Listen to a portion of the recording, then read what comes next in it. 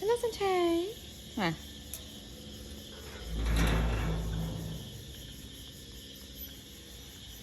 Chết mà. Kia đó kìa.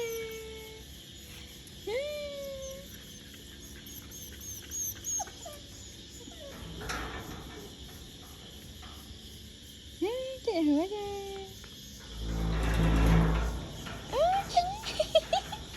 Ừ. Ừ. Chết mà.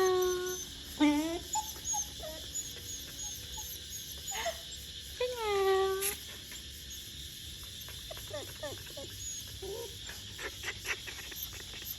Chết mà.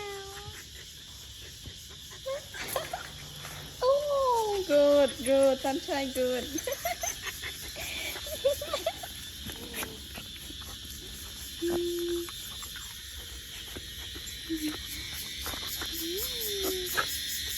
Nó gần đó.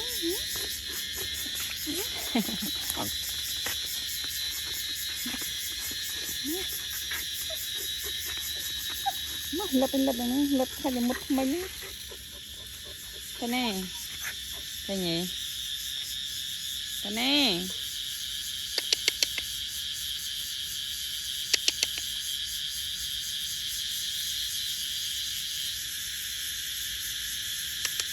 Không thay.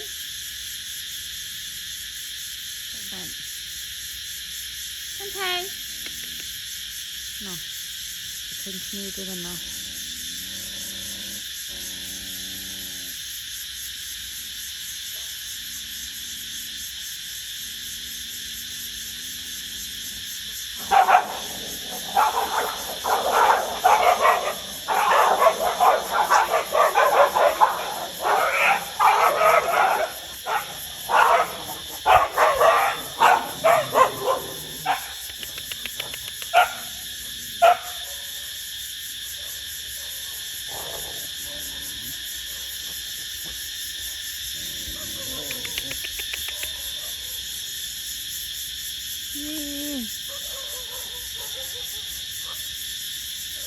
One vs 5.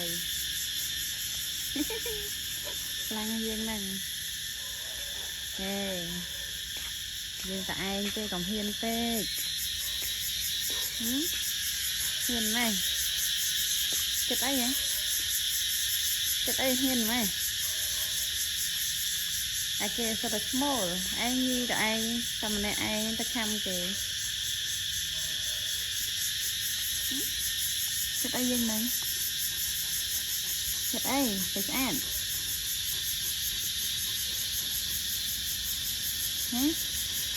Mình ta khăm kia chứ đó nghe. Mình ta khăm phụt khăm bằng lực chưa mình chả hiên ấy.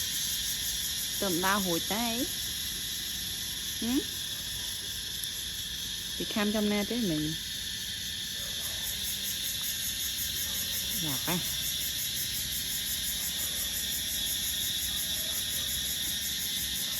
Bye bye.